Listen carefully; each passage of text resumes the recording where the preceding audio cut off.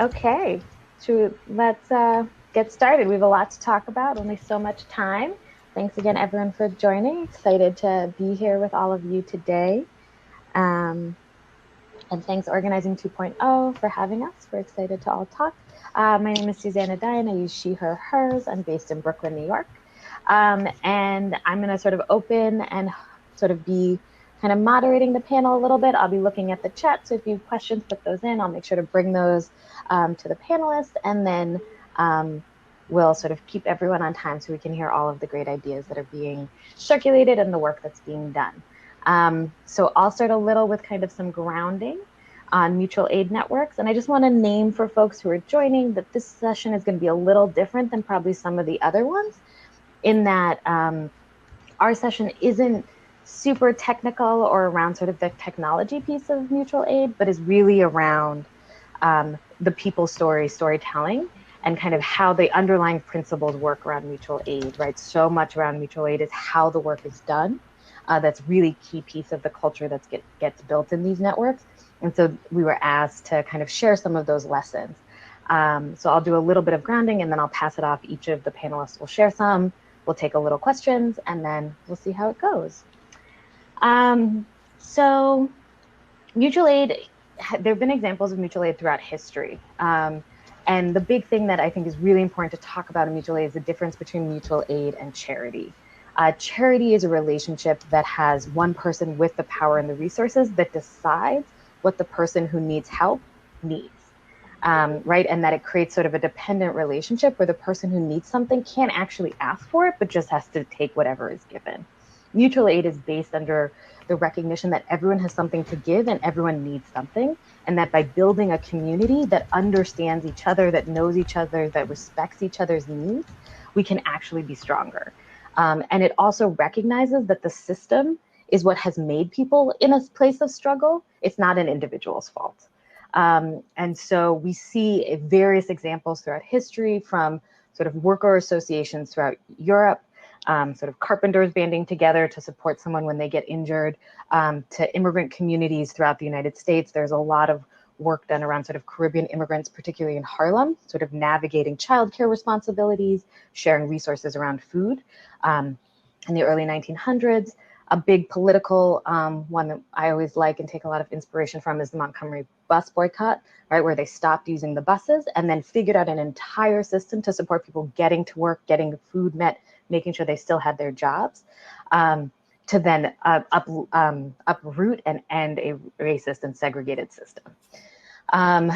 I was very involved in Occupy Sandy. It's part of why I'm here. And so talking a little bit around that disaster recovery, we're in a very different kind of disaster now, but I think there's a number of lessons we can share and learn from that. Again, sort of the underlying principle of Occupy Sandy was that the system had made people vulnerable.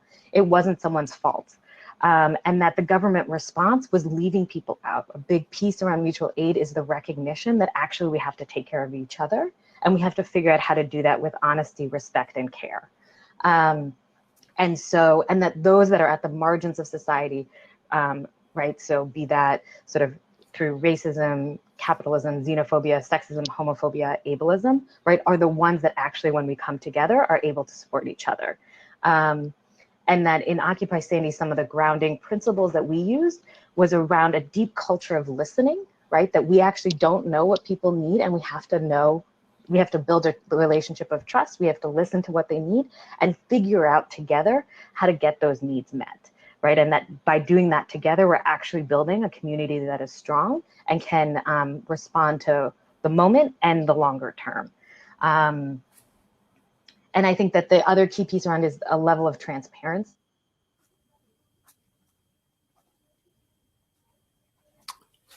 Uh-oh. We might have to jump in if Susannah's mic isn't able to come back online. All right. Well, I'll jump in because I'm next on the agenda, and hopefully we'll get to hear from Susannah, unless Lucas or Josh, you want to say anything else just in our framing about mutual aid and what we're going to do in this session? Go for it. Okay. So my name is Dara Silverman. My pronouns are she, her, and hers. I live in Beacon, New York in the Hudson Valley. I love Organizing 2.0, so I'm glad that we're doing this session about mutual aid. And as Susannah said, we're really doing more storytelling about how our mutual aid groups started and what they look like in different places. It looks like Susannah's back. I'm back. I'm so sorry. Such a good, I think in this crisis, we're all recognizing that, in fact, the internet is not a luxury, but a necessity, and we should probably have it be collectively owned. Anyway, so I think I was just sort of wrapping up. So I think, again, sort of the transparency, the relationships of trust, and the humility that people don't have all the answers. A big thing in Occupy Sandy was around, we're building the ship as we sail it. Right, this recognition that we're figuring out as we do the work, how to do the work better, and that part of that is building this culture around respect, humility, and transparency. So that was the main sort of opening and grounding, and I'll pass it back to Dara, who probably jumped in during the freezing of the internet. And again, I'll be looking at the chat. If you have questions, please share. We're really excited to hear from all of you. Awesome. Thanks, Susannah. So like I said, my name's Dara. I live in Beacon, which is a small town in the Hudson Valley. It's about an hour and 15 minutes north of New York City. And we started a mutual aid network about 6 weeks ago. 5 weeks ago, 6 weeks ago, it's hard to tell in terms of time. But it was a Saturday, and I got online and I started to see people saying, I'm sheltering in place and I don't know how to get food. So I formed a Facebook Messenger group first with a bunch of people and said, hey, do you think we should do something like this? And because it's a small town, I also wrote to one of our city councilors. And they were like, yeah, this seems like a good idea. Let me check in with the city council on Monday. But then it really started to snowball over the next couple of days. And so everybody kept adding their friends to the Facebook Messenger group. We started a group on Facebook that now has over 800 people. And we really looked to mutual aid of Medford and Somerville Mamas, which created a bunch of materials that are online. They have both an open request sheet where you can request things you need and an offer sheet of what people can offer. So now in Beacon, we have over 300 volunteers who have offered to help. Every week we're serving probably 500 people a week. And it's a mixture of different things that we're doing. So we're delivering groceries, and that was sort of the first thing that we started out doing. So at first we were doing individualized grocery lists where people would give us a list, we would have a shopper who would go, and then someone who would deliver it. Now we have 2 mass grocery deliveries, one on Wednesdays that we do in partnership with a bunch of nonprofits in the area, a green teen program, and we get the food from the Hudson Valley Community Food Bank. So that delivers to 300, well, we pack for 350 families, we deliver to 100 of them, and then the other 250 people come and pick up in their cars. Then on Fridays, we just started another delivery because we had so many people, most of whom we're serving are people who are immunocompromised, seniors, people with disabilities, and people who are first responders or someone in their family is a first responder, so they can't go out. So we're delivering food to folks. We're also picking up prescriptions. We have been either driving people to medical appointments or providing rides for them. And then we also do emotional support. And we've set up neighborhood pods, so groups of people in specific neighborhoods where they have a text loop and they're in touch with each other. We're funding all of this through donations from the community. We have a Venmo account, which might have gotten the link dropped in the chat. Thank you. So we have a Venmo account. We also set up a sister group, which is making masks, mostly for medical facilities in the Hudson Valley and also in New York. And that group is now massive. They have thousands of people making masks. And one of the first things they did was make masks for all the first responders in the city of Beacon. The city was so impressed with that, and the grocery stores, that they teamed up and they gave us a big contribution to fund the work of over $2,000. So that's been funding a lot of the groceries that we've been delivering to people who are from those donations from the city. Another piece of what we're doing is, like I said, a lot of seniors, a lot of elderly folks, a lot of people are isolated at home. So we have people who are calling through folks who are isolated a couple of times a week and just touching base with them, having conversations. We have a whole dispatch system. So we have volunteers who are about 10 hours a day answering texts and calls and emails and our online form where people are making requests. We're getting a lot of requests for outside of Beacon, so we have a whole list of resources in Dutchess County, which is our county, but then also the whole Hudson Valley. There's a Hudson Valley Mutual Aid Network. Part of what we're realizing, you know, and I'm sure other folks will talk about this too, is just that most of the people who are using our services were already struggling. And we're already really close to the line, both because of their jobs, because of their economic situation, because of how racism and classism work.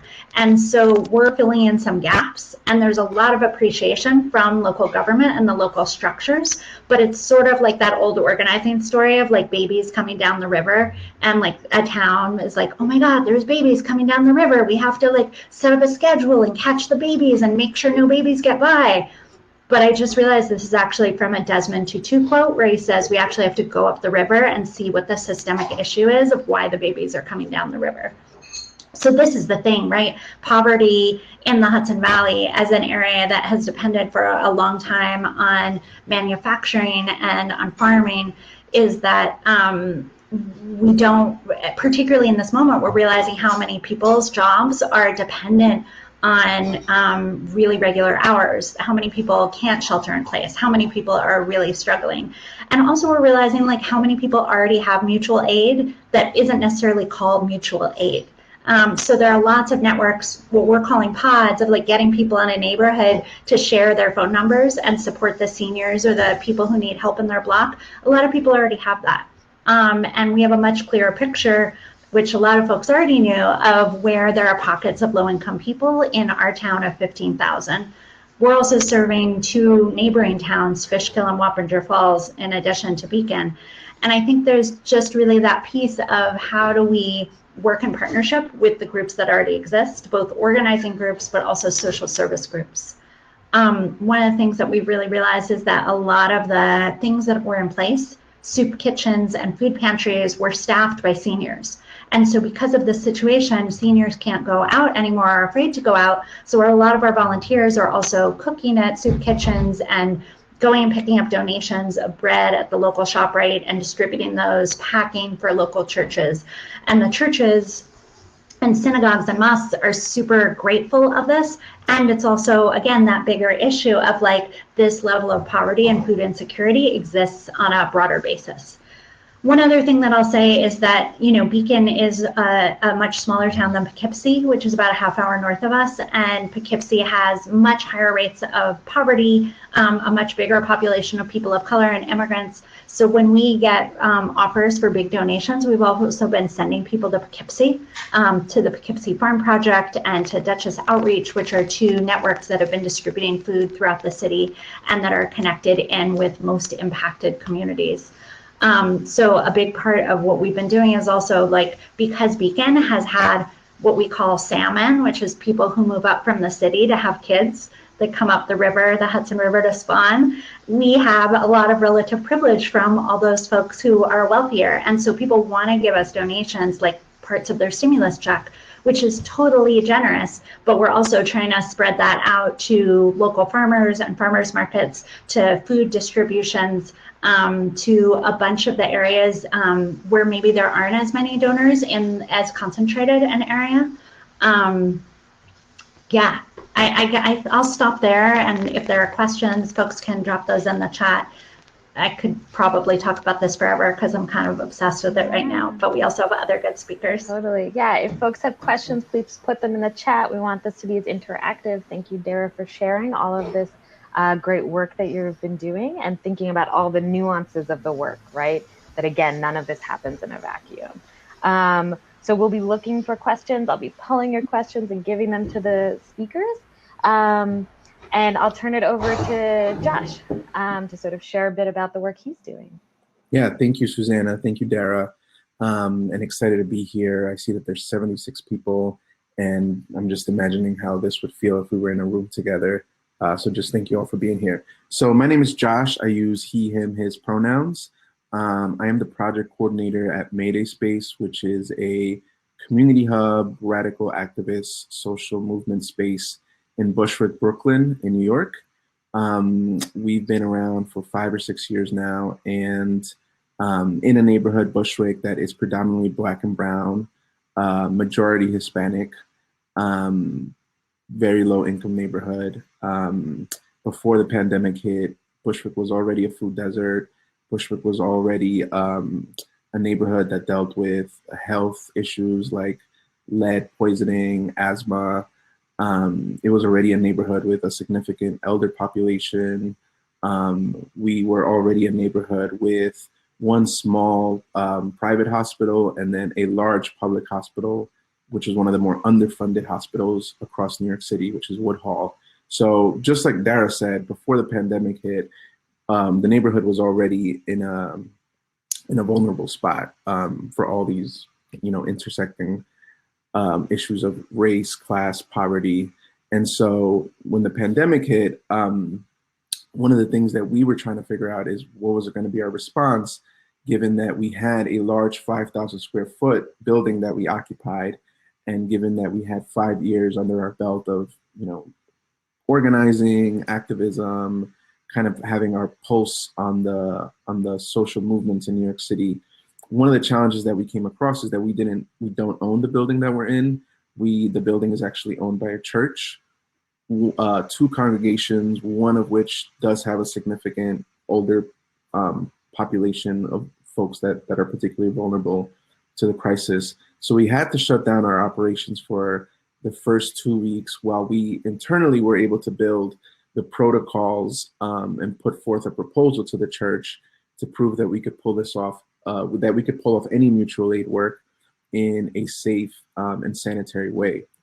While that was happening, a organic mutual aid project formed on its own, and that's the Bushwick Mutual Aid Network, which has been an incredible resource in the neighborhood.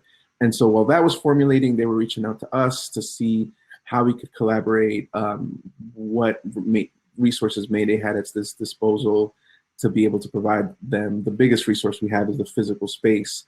So in the meantime, while it took time for us to get access to the space from the church, what we started doing was setting up a local call, a call in the neighborhood that brought in local stakeholders. And that started to crystallize one of the ways we're positioning ourselves in the neighborhood, which is being a depository for resource and information exchange for various stakeholders that are doing mutual aid work. So one thing we've learned is that the mutual aid work, as Dara hinted, is more than just meeting people's needs, right? There's a political dimension to it that we've been thinking very critical about, and that's particularly mapping out what are the different stakeholders in the neighborhood that have access to different resources, different populations, different ways about thinking about the crisis. And so we saw it as important to bring these groups together on a weekly call to, one, update each other on what our respective efforts were in the neighborhood, but 2, to also use part of the call to workshop either particular issues or challenges that each of our respective bodies of work were seeing. So one of them that has emerged in the last week and a half has been food. So Bushwick Mutual Aid, nonprofits in the neighborhood, and elected officials are seeing that there is a dire need to get food, particularly to large families and elders. And again, Bushwick was already a food desert before this started. So these calls are a place for us to not be kept in the silos that we're in, and then just share resources across our networks. So that's one area that we've kind of like formed our mutual aid response, is being an information depository through these weekly calls. Another one is being a distribution hub for food and supplies. So a few weeks after the pandemic hit, through someone in our collective, we were able to develop a partnership with City Harvest, which is one of the largest, maybe the largest organization and nonprofit that distributes food throughout the city. And so they were able to give us large quantities of food. We were able to bag, I think, on average, we're bagging around 700 bags a week that we distribute to public housing residents in the neighborhood in Bushwick. So NYCHA, public housing residents. So that's been our mutual aid work so far. And that's not just us alone. In fact, there's around 5 or 6 partners that come together to make that happen. That's the Bushwick Mutual Aid Network. That's our volunteers, ad hoc volunteers. That's elected officials. That is people with vans. And so that's one thing that we're learning about mutual aid, is that it requires all kinds of people with all kinds of talent, and it's just not one group doing it. So I think that's all I have to say on the local kind of work that we're doing. There is some citywide work that we're doing as well that I'll leave for Lucas to take on. But please keep dropping questions in the chat, and thank you. Yeah, thank you so much, Josh, for sharing and for all your work. So sort of 2 big questions that came up in the chat were, can you break down the difference between mutual aid and nonprofit? Is it still a 501c3? Sort of some of that structural questions. And then the other was around from Atina, I hope I'm saying that right, I apologize if I'm not, who said, I'm helping coordinate mutual aid in the suburb outside of Chicago, and we are struggling to stay away from a charity-oriented dynamics. I'd appreciate any recommendations to flatten the power dynamics and build engagements that we can, so that the effort is less one way. So that can sort of be for anyone. We can talk about these for a couple minutes, and then we'll turn it over to Lucas. Yeah, so just to briefly answer it, and then we should dive deeper into it.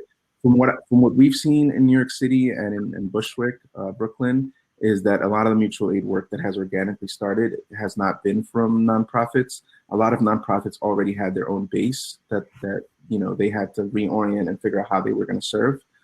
So, for example, in Bushwick, a lot of the bigger nonprofits do serve the long-term residents of the neighborhood. Bushwick is one of these neighborhoods that has experienced rapid gentrification. So one of the things we noticed was that the nonprofits had their base of long-term residents, which of course became their priority to serve. And then the mutual aid efforts were kind of targeting or addressing a population that wasn't necessarily attached to those nonprofits. A lot of it, at least in Bushwick, is newer residents into the neighborhood. So, and again, those mutual aid efforts have not been nonprofit led. It's been kind of organic. People, you know, putting up flyers in the street, people organizing digitally, and then it kind of just snowballs. And luckily, a citywide effort, or not effort, a depository of information has started that kind of lists all the mutual aid efforts in New York City, which has been really useful if you want to find the mutual aid in your neighborhood. So I guess that's how I would quickly answer the question, and then we should dive deeper into like the political dimensions of what does it mean, the difference between a nonprofit doing charity versus, you know, more grassroots oriented work. And I'm also free to do some of that too if we want. But Dara, if you wanted to say anything first. Yeah, I mean, I want to recognize Miriam Kaba dropped a link in the chat to a really good chart on Dean Spade's website about the difference between mutual aid and social service nonprofits. And I just want to recognize her for all the work that she's done, you know, both in this moment, but also historically. I had suggested you to be one of the keynotes for this conference. I don't know if they ever reached out. So thank you for being here. I think there might be some noise in the background, so I'll just try to bring the mic a little bit closer. Hopefully that works. I think just in terms of the piece that folks are asking about the difference between nonprofits and mutual aid, I think one of the biggest difference is that is it people from the community who are responding to the needs of other people in the community, or is it like a nonprofit with a structure that thinks it has the answer and is putting that strategy to work? So one of the things that we found in Beacon and in some of the other mutual aid networks in the Hudson Valley is just that there are a tremendous amount of skills in the community that weren't being tapped. And so part of the question was how to tap into those and share them with people who have needs. And just really want to appreciate how many people have stepped forward to share what they have. And that goes to skills, that goes to like having a pop-up tent or like a freezer, because we just got a space that has a freezer and a refrigerator and people donated those, to all the people who are delivering food and putting their time and energy into calling people and responding and getting people their needs. I'll pause there. That's great. I'll turn it over to Lucas to share a bit. Hi, everybody. My name is Lucas. I'm also part of the Mayday collective with Josh. Our space started about 6 years ago. And I was actually in Barcelona as the COVID crisis started to hit. I was running a social justice study abroad program, and we had to cancel our program, evacuate our students, and come back here to another epicenter. So it's been interesting to kind of just shift your whole life around, which many of us I know are doing. And what I was hoping to do with the time that I have is to kind of zoom out and reflect on some of the challenges that we've seen in terms of how to effectively coordinate mutual aid at scale, to address some of the fissures and different approaches, some of the skepticism or lack of trust that can exist between different communities or stakeholders, and some of the work that we've been trying to do to address those, like very humble approach that we're trying to bring to this. So I'm sure with many of you, this started off as like just all of a sudden a plethora of Google Docs where everyone and their mom was making a spreadsheet that had all the different resources, and they were just flooding all over the place. And it was, this is one of the primary challenges that I think we all face, is we're not able to be face-to-face. We're not even necessarily knowing who the people are that we're organizing with, and it's hard to build those relationships. And in a place like New York City, where there's already so many cleavages around extreme inequality, around race and class, and how those are distributed throughout neighborhoods, like this has brought up some challenges that we've tried to be mindful to address. So from a personal level, one thing that I started with is Mayday helps design this flyer that anyone could put their own name and contact information on to put up on their block or in their building. That's basically just like, hey, I'm your neighbor, I live here. This is an opportunity for us to really look out for each other. If you need anything, if you can offer anything, that's, I think, the kind of like micro level of mutual aid, is that people can do that just in the places where they already have relationships or can forge ones. And I've actually met some neighbors in the last several weeks in ways that have been really beautiful and touching. And the 7 o'clock applause in my block has gotten legit. It's like, great. I look forward to it every day. So there were all these groups that were kind of forming organically, and they were at different stages of development. And there was like some of those classic challenges around, you want things to emerge organically and to support that kind of self-organization, but you also want to try to avoid kind of duplicating efforts or trying to start systems from scratch without necessarily knowing that maybe somebody's already thought that through and we can learn from each other. And that's been, I think, one of the big problems in terms of how to map out a city as complex and big as New York. And I imagine this could happen in any community too, of like, you're thinking about it at the neighborhood or street level. How do we make sure that we're looking out for everybody and we're using our resources effectively? And we're being really real about some of the ways that this can replicate some of the oppressive dynamics that have existed long before this crisis hit us. So in New York, there was also a crew that started developing, I think Susannah's going to drop their link in the chat box, Mutual Aid NYC. And that was a crew that was building some of this back-end infrastructure to also have a container for the first round of volunteers, that people just wanted to do something before there was necessarily a neighborhood group that was in your area that had sprung up on Facebook or that was putting up flyers around your community. So one of the challenges was, like, they built up these systems to distribute volunteers, but then at a certain point, it made more sense to refunnel those directly into the neighborhood-based groups. But they do have a really good map on their website where you can see which neighborhoods have groups that have kind of registered as they're doing mutual aid work throughout New York City. And one thing that we noticed early on a few weeks ago is, if you looked at there was a map that was released of the infection rates of people who were tested in neighborhoods across New York City, of how many were coming back as positive.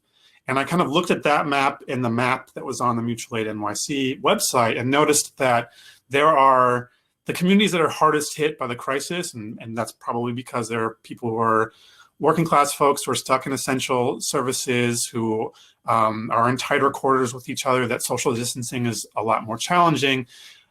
Those were predominantly Black and brown communities, working class communities. The areas where the infection rates were higher, the test rates were coming back higher, were often the same places that did not have one of these self-identified mutual aid networks that was registered in this network. And that just goes to show like that the needs throughout our city and like the groups that are springing up are not necessarily combined in the most thoughtful way. And some of that's not surprising. Like I live in a community with a lot of people with class privilege who they sprung up in response to the flyers they put around, but no one has actually said that they needed anything so far in my community, because there's, you know, frankly, a lot of people who are not living paycheck to paycheck right where I am. Figuring out these challenges of, well, how do we redistribute all this volunteer people power to support the areas most in need, and at the same time realize that you can kind of replicate kind of almost like colonial dynamics by doing that, because a lot of the people who are gravitating towards these self-identified mutual aid networks, many of them are kind of younger, tech-savvy, white, kind of the gentrifier types, using those stereotypical terms. It kind of reminds me a little bit of what happened also after the 2016 election of Trump. Is there's a whole flurry of people that really wanted to do something. They weren't necessarily grounded in particular community organizations, but they wanted to do something, and it was trying to figure out, how do we put these people to use, not have people sit on their hands because they're like nervous around like how to navigate their own privilege, but at the same time recognize that there's so many people who are doing this work and doing it in different ways that they don't necessarily see or recognize, and it's hard for them because they're not necessarily long-term stakeholders in their own communities. So that's one of the things that what Josh was talking about. The other value of having these weekly calls in Bushwick, it's not just the Bushwick Mutual Aid Group, it's all these other stakeholders, to recognize that like there's people who've been doing like meeting people's needs for a really long time, and we need to like respect their leadership, learn from them. And it does kind of problematize a little bit this dynamic of like, well, the nonprofits sometimes are not grounded in the community and they think that they have their answers, but sometimes they'll say nonprofits actually represent like the staff and the relationships that they have represent more of the broad cross-section of the community. So for example, in the neighborhood that Mayday mostly does our work in Bushwick, we have really powerful community-based organizations like Make the Road, whose membership base are almost all Spanish-speaking Latino immigrants. And that's the good thing with the mutual aid group that we have in Bushwick, is it also has some leadership of Spanish-speaking Latino folks. So I think have helped ground it more effectively than some of the other neighborhood mutual aid groups that we've seen. And there's been some real tension and complaints around like, who are these people coming in, kind of sometimes like with this like white savior complex. So I think people are genuinely obviously trying to do the best they can. One of the other challenges is that the local elected officials too, and the city infrastructure is often hesitant to work with these groups. First, because there's the very unique nature of this crisis where, you know, we can put people at risk if we're not doing grocery deliveries or other things in a really thoughtful, safe way. And that's hard to do with the nature of this virus and how easy it is to spread. So you even had some of like the progressive stalwarts in the city council, like Carlos Menchaca, and quoted in the New York Times, really cautioning against people to be involved in mutual aid. Or, you know, I'm watching Jamani Williams's like live chats. The beginning is like, what should people are asking, what should people do? And just saying, stay at home. Like there's not really been a call to action to like, how do we kind of make sure that we're activating this whole civic infrastructure? I think that's starting to shift. And one of the gaps is also that on some levels, you have to understand that the city will, they know that they have to work with players, that there's like liability issues that they have to navigate. So these are often unknown actors. They don't necessarily, they know who some of like the players that they've worked with, who are long-term organizations, sometimes registered nonprofits or social service agencies. But all these scrappy groups aren't necessarily known. And there's some real liability issues. And I think we need to be, from the mutual aid side, recognize the kind of self-interest and concerns and the role that each of us can play. Because I personally feel this is like an all hands on deck situation. This is not a time to like police the boundaries or on what kind of response is the pure and authentic one. Although I think there are real conversations to have about how do we do this in a mindful way that has a vision towards long-term social transformation so that we can actually chip away at some of the underlying inequalities that are making this crisis so much worse.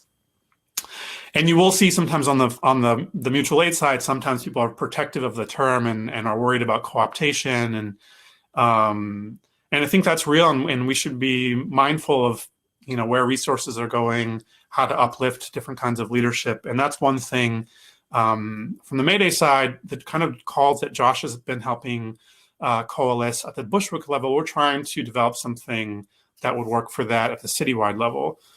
So a citywide weekly call that allows all the neighborhood-based mutual aid groups to be in conversation with each other, something that is mostly happening through like Slack channels and things like that can be cumbersome for people who are not really into that whole tech world.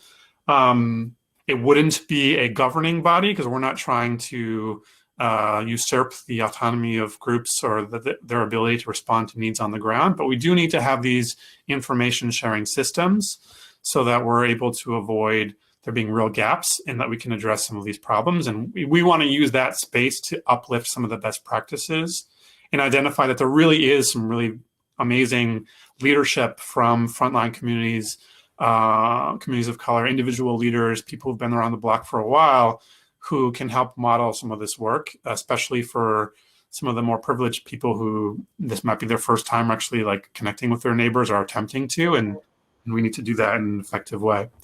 The last thing I want to say is this piece around like mutual aid, how do we make sure it's not just charity? Like it also should be tied ideally to kind of demands for political transformation. And that's not always easy because there's some groups that are like hesitant that we don't want our aid to be seen as conditional around certain political frameworks. Like people just need to be fed. Like it's the families in Bushwick and around New York City, like there's people who have just been eating bread for the last couple of weeks. It is that dire. So I think it's mindful, like we should be very mindful about how we bring politics into this, but obviously like we have a responsibility to not just let the powers that be define what is politically possible now.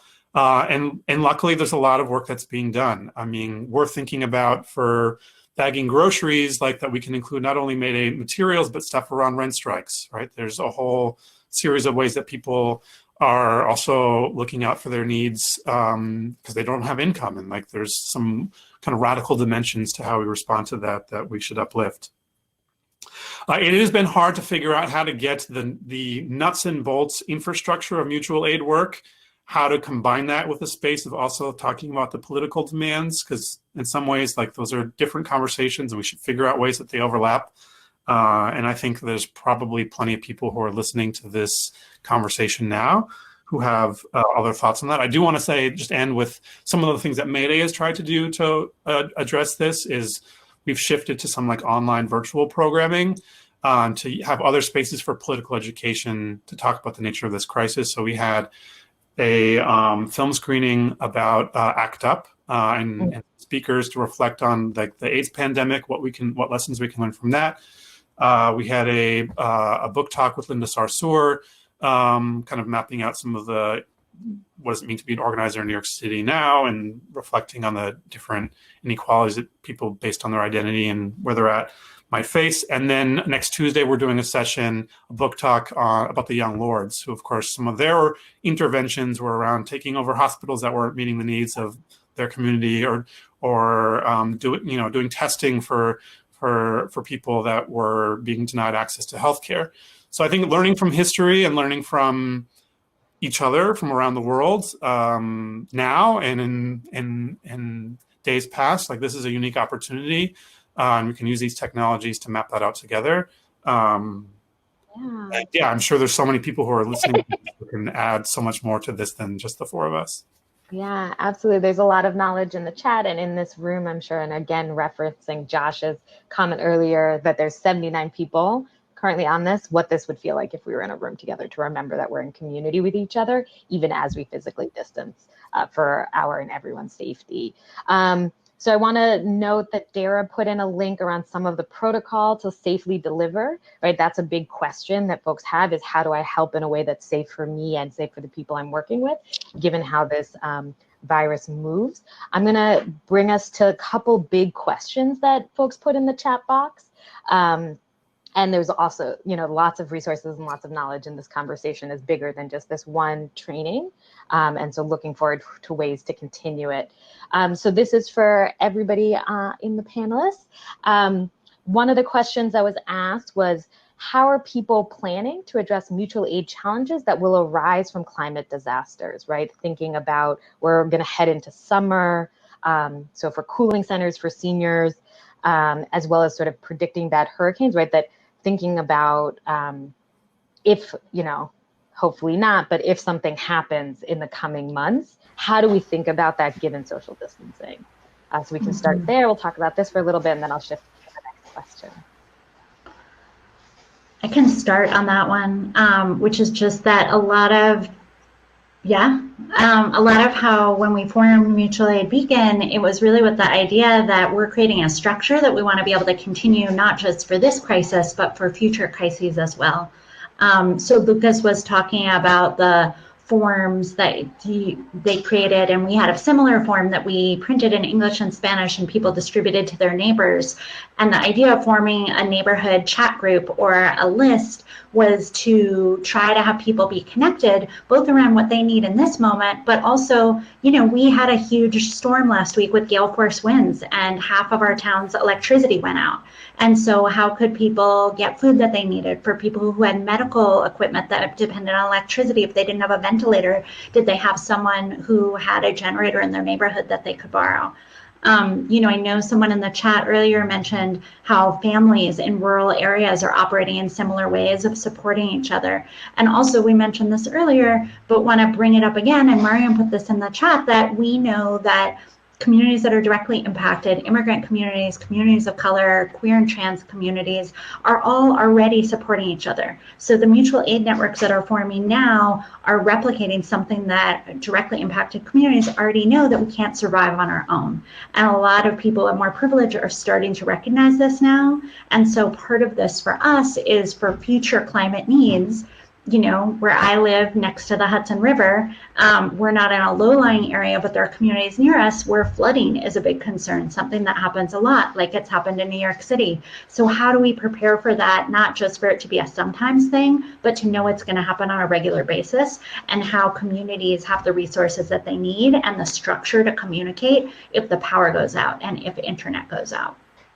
I'll pause there. Josh or Lucas, do you have anything you want to add on this point?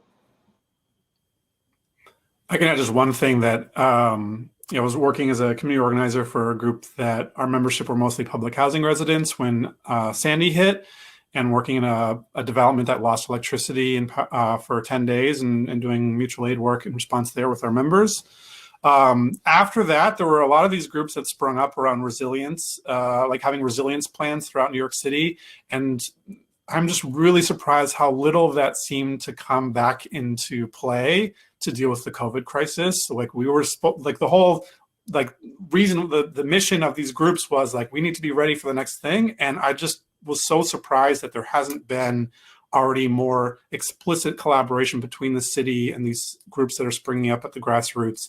There are some tables, like in Bushwick, there's a call that's every week that has the hospitals and all the other kind of healthcare stakeholders that are in touch with each other, but there's a lot of gaps. And I just think we need to make sure that the infrastructure that we're building now is stuff that also helps make us stronger and our movement stronger moving forward, because obviously this is not the last crisis that we're going to face. Yeah, and one thing that I'll quickly add, this conversation, I'm so happy that this was asked about climate change, because we know that with climate change, we're going to see an increase in heat waves, which are defined as on average 3 days or more with 90-degree weather. And one of the more famous ones was the 1995 Chicago heat wave that killed around 700 people. So this is something that we need to be thinking about now, because we could see most likely heat waves during the summer. And we know that the people that are most vulnerable to heat waves and dying in heat waves are the same people that are the most vulnerable to the pandemic, which is older folks or elders. And so I'm just going to share this link in here. That's one of my favorite articles. There was a study on the 1995 Chicago heat wave that found that most of the people or the people that ended up surviving the heat wave were people that had strong social networks. And so I think that's really important for mutual aid groups, particularly the mutual aid groups that are starting or that have been, you know, more younger, typically gentrified crowd, to start thinking through is how can we broaden these mutual aid networks so that they start getting connected to the networks that already exist. So I would highly recommend checking out that article. And I think the 1995 Chicago heat wave will have a lot of lessons for us in terms of mutual aid and the pandemic now. Yeah, thank you. And the other thing I'll add, just from the Sandy response, I think there's also, we should all remember that whenever there's a crisis, there's sort of waves of activity that happen. And so making sure that as we think about this, what happened a lot in Sandy was people came super hard and then burnt out and had to step back. And so this is going to be, I keep seeing people are like, this is a flood. I was like, this is not a flood. This is a monsoon, right? This will be months and months of work. And so for yourselves in the networks you're building and in the work and the community we're building, we have to make sure that we're building it to last for a longer term. Because actually, I think we're going to be in this a long time. And this question around climate change, I think, is very important because we will see it, this pandemic will change as the seasons in New York change and as we get used to various levels of normal. Yeah. So I just wanted to add that in. I'm going to shift. Dara, do you have one more thing you want to say on this? And then I can shift us to the next question. No, shift us to the next question because I think it's where I was going to go. Oh, perfect. Yay. So the next question that came up a couple of times, slightly differently iterated, was what can mutual aid efforts and networks evolve into? What is appropriate to include in deliveries, right? So, and I think I would add to that sort of the role of political education or not in mutual aid networks as it evolves in relation to a crisis moment. Mm-hmm. You know, I know someone in the chat mentioned that mutual aid is not the language where they are. It's like citizen action groups or community engagement groups. I don't remember. Yeah, citizen groups, Garima said. And I think that's such a good point. You know, mutual aid, definitely where I live in the Hudson Valley, is not a common term. People are like, what? How does that work? Like, I don't have to pay for the groceries. I don't quite understand. And so I do think even the process just of saying, like, we're here to meet your needs is a really big leap from the system that we live under right now in terms of how the economy works. One of the local town supervisors just gave us $190, $50 gift cards to the local supermarket.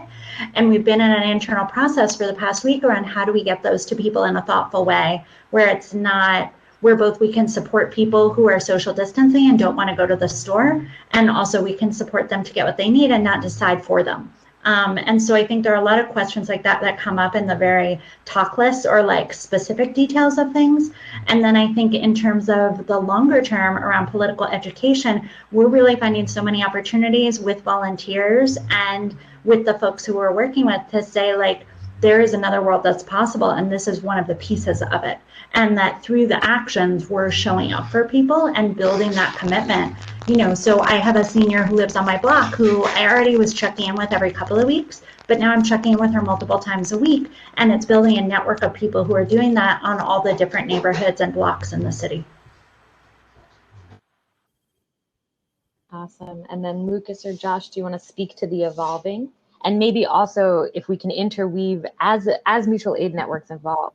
That was sort of my experience with Sandy, is thinking through and always paying attention to power dynamics within the mutual aid network and in relation to kind of the wider community, and thinking through the way to continue to be true to the values that are so important. I'm guessing Josh wants me to chime in because you just put some food in your mouth so you can't answer what. So yeah, I mean, I think some of this is like, a lot of people are being brought into politics. I mean, I think a lot of people who are doing mutual aid work, maybe the ones who have the kind of cultural capital or just tech savviness, some of them maybe were organizers to begin with, or maybe most of them were. But there's so many other people. If you go on the Facebook pages for these groups, there's a lot of people who are in a space now where they are interacting with ideas that before this crisis may not have been as accessible to them, or something that they would gravitate to naturally. I don't quite have the answer to how we both do the kind of meeting people's needs effectively and kind of building popular movements, I think we're kind of fucked. Like, I mean, the crisis, the waves of suffering across the planet over the next few years is just hard to wrap your minds around, but we have no alternative. We have to keep organizing. And I think a lot of us are kind of paralyzed and not really sure exactly what is the effective forms of organizing, especially as the national landscape is looking a little bit bleak.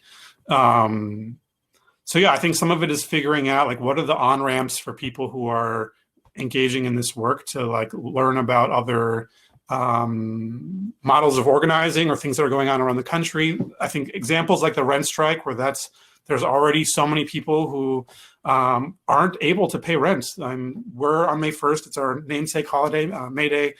In 2 weeks, we're trying to do something that is both a celebration of the holiday, but also uplifting worker struggles and issues around rent strikes. So there's ways that we can reach people that maybe through these mutual aid networks and talking to people directly, our neighbors, that provide openings. But I think this is a challenge that we haven't really figured out at scale yet in any way.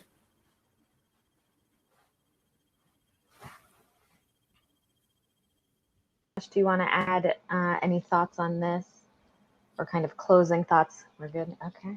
Yeah, so we just have about 9 more minutes. I know there's probably lots of questions. I certainly find after big conversations like this that some of them continue to percolate and sort of take a little bit to develop. We've put in lots of links in the chat.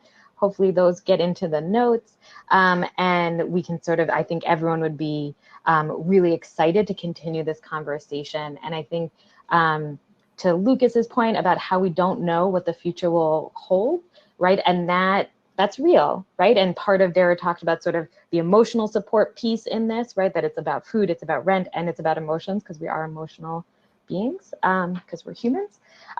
So that's real too. And I think sort of thinking about the other theme I'll bring up is around sort of learning from history, right? Sort of learning from the ACT UP movement, learning from past disasters, learning from various elders in the community who've been doing this a long time, right? There's so much knowledge to learn. I think also I want to just like uplift all the knowledge around from like the disabled community around how to deal with social isolation, how to build care teams, how to make sure folks get the support that they need, given shifts in how our bodies will react, right? How do you support someone who is sick, who's in your home? How do you make that happen?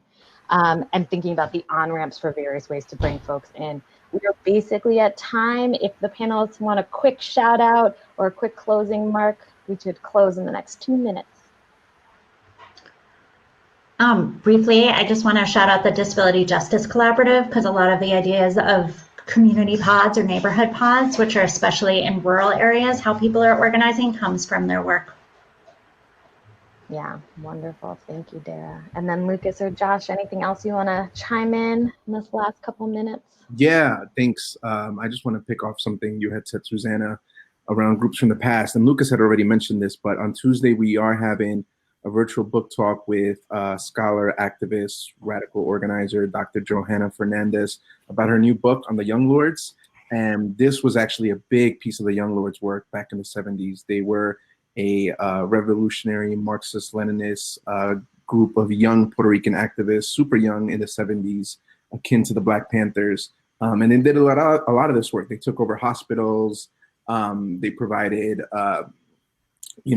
mutual aid, essentially, right? With that political dimension, with their platform, just like the Black Panthers. So if you like this conversation and want to continue it with a more specific example from history, join us on Tuesday at 7 p.m. and I'll drop in the link.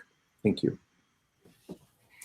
And I would just say, I mean, something that I'm struggling with is designing my schedule so that I feel like I'm balancing out, like looking out for people in my community and using the network, my political home at Mayday, to also leverage some of our people power to do that effectively at a bigger scale, with also this piece around the transformative demands and not just letting the Trump administration kind of dictate the terms of the response, and realizing that there's a lot of weakness on the kind of democratic leadership confronting what we're up against. So I think we really all have to figure out what is the spaces that we can be politically engaged. Actually, one thing that's been interesting is there's some local elected officials, people are running for office as kind of insurgent candidates, some in the Bernie mold or AOC mold here locally that have kind of shifted their campaigns to also do mutual aid work. Sometimes there's been concerns about, oh, is this co-optation? But I think there's ways to model political organizing to meet people's needs, but address that there's like some really underlying structural problems around who has power, who has resources. And the real only way to get out of this crisis is a commitment to kind of a radical redistribution of wealth and power. I think that's the only way. The only people who have the resources to actually make sure people are not kind of eviscerated across the globe are the 1%, and we have to force those resources out of their hands. So that's our big project, and figuring out how do you balance that and keep your brain from exploding to do the micro stuff with people closest to you and thinking at the whole big world around us as well at the same time. Thank you, right? I think sort of all of the different levels of survival that we have to think about and the actions we have to take together. So I'm going to close us so that folks can go to the next session. Thank you again, Organizing 2.0, for having us. And again, hopefully all these make their way into the notes, and look out for sort of Mayday Collective, the Beacon Collective work, and the other ways to get involved in your local community. So thanks everybody for joining us. Thank you. And thank you, Josh, Dara, and Lucas. You were great. Stay safe, everybody.